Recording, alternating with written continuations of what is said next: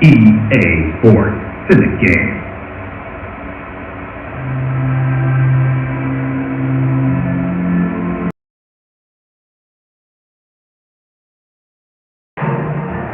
Hi, this is Pat Cash, alongside me, my old buddy John McEnroe. What's looking forward to this big match here. What's up, mate? How are we doing today? Looking forward. We're going to rip into this one. Yeah, this is going to be great. The key for Roger Federer really today is to settle down quickly, use his first serve well, and get his great returns. Because once he's in the point, he's a real danger.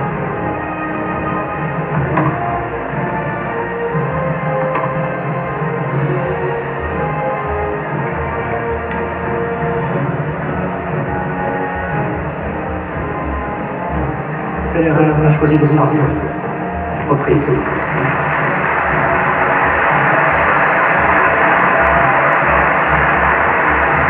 Well, I won't be surprised to see it go all the way today.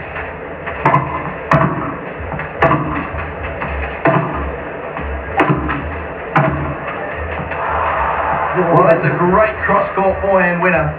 Simple strategy on clay. Getting your opponent wider and wider off the court. Use angles to get your opponent off the court.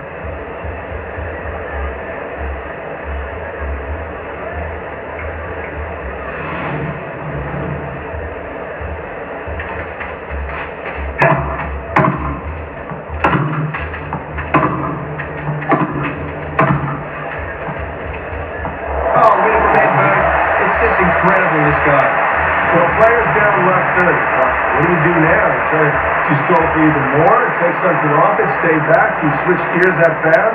Well, you think the first couple of points have been a bit rusty, so I think he's got to be hoping that, gets a bit of rhythm here. Maybe not go for something too crazy. Just try and get a good solid point and hope the opponent misses.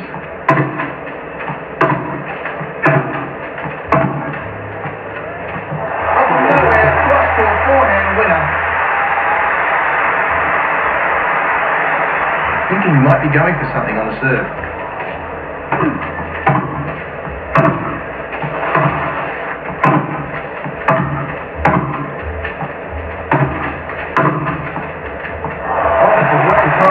Cross-court for the winner. So you're hitting balls straight up and down to your opponent. Why should you hit the ball to the side? It's easier to hit the ball standing there when you know where it's coming than it is when you're on the full run. So you got to test an opponent right away, see what he's capable of, hitting the ball on the run, and secondly, what type of fitness level he has. Because let's face it, as the match progresses and you start wearing down, it's tougher to come up with those running, passing shots.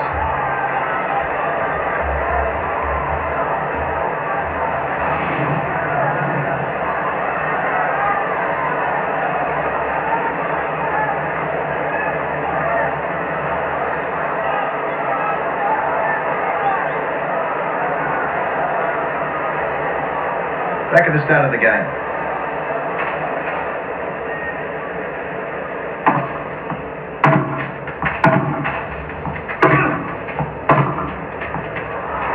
Oh, what a backhand winner!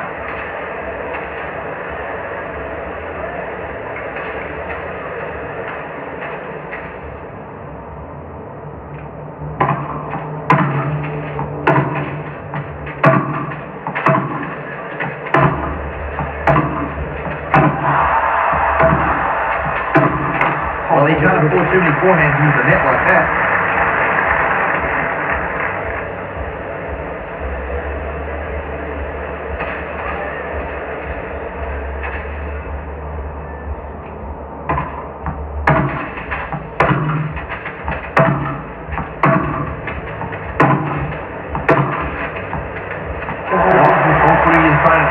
And that's where he's unbelievably strong. I mean, from that position, to be able to hit a clean winner just shows how strong he really is.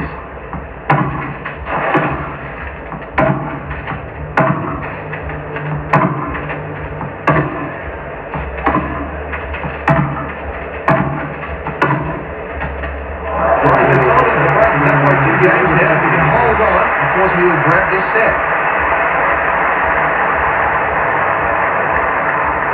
And here we are, about to start up again.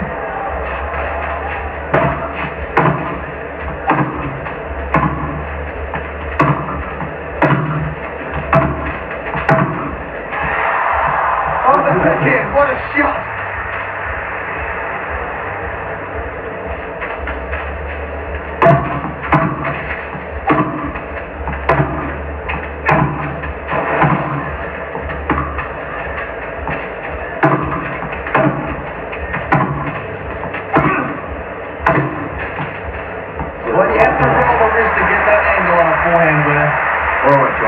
You know your opponent's got a weakness, but you somehow can't seem to get there. You can't seem to beat him.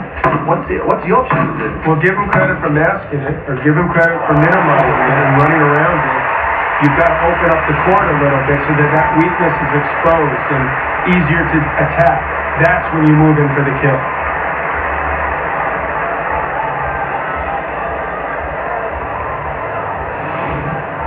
Well, it's break point. I don't know if it's time to take a risk.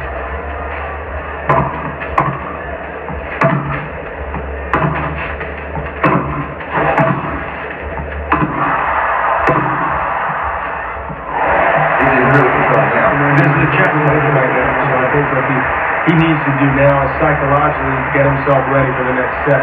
Well, the forehand quite often is the most dominant shot in the game of tennis. And some of these top players, boy, can they hit a winner from absolutely anywhere. And quick footwork, of course, and a lot of power through the shot is one way that they can get into the correct position to hit the winner.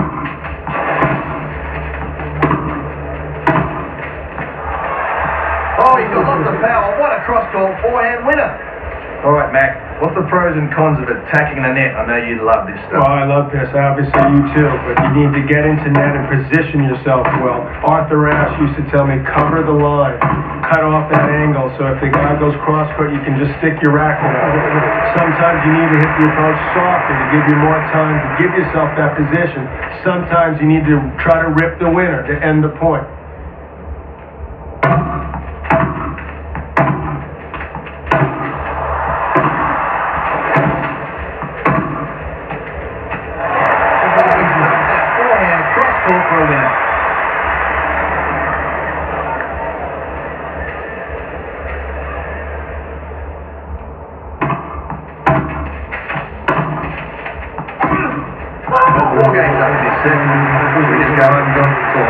You're in bad shape, and you're down 4 games in a set, so you got one of two things. You just start swinging away, taking some wild chances, or you got to take your opponent out of his comfort zone.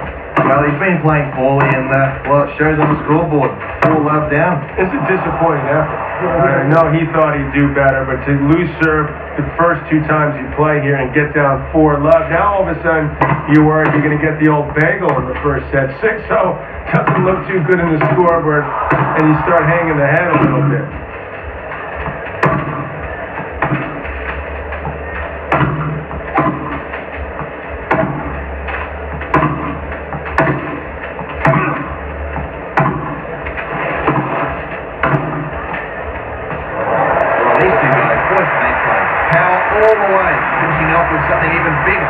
All right, John, discuss the pros and cons of hitting your shots deep. Well, there's not too many cons, first of all. I mean, perhaps you won't be in position to volley if you're moving into net because players hit it so fast. So maybe there's a con there. But when you hit good depth, it gives your opponent less time and he's feeling more pressure that he's going to come up with something special. Highly recommended that hit with depth.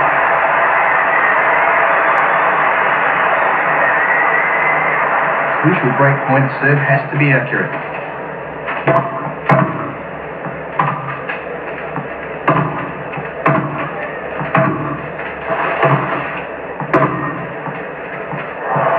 In the end, that was a real epic game. Not surprising, he broke serve with some great return. That's for sure. That's a good break. Well, he's in the right position now. Johnny says, serving for the match. Should he go for the lines or should he play safely? That's a great question because you get to this winning position and you often change gears here. But you get a little bit tight and you start missing first serves and allow your opponent back in the match. The same token, you keep playing the same, you figure the guy's going to start to figure it out sooner or later. So it's a bit of a dilemma here, serving for the match. He's a guy that derives incredible power from those legs. It's a pretty simple motion, and I think in the future you're going to see more guys serve like that.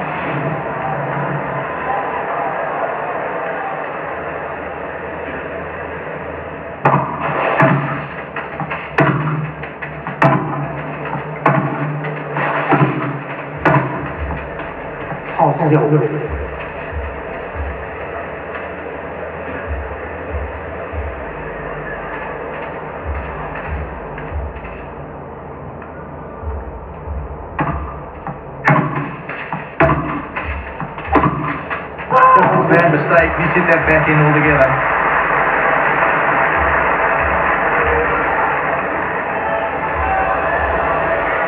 Well, this is what it's all about.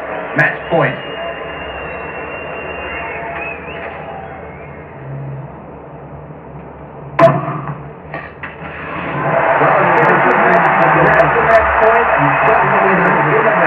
It's a nice cut when you execute a game plan that actually works.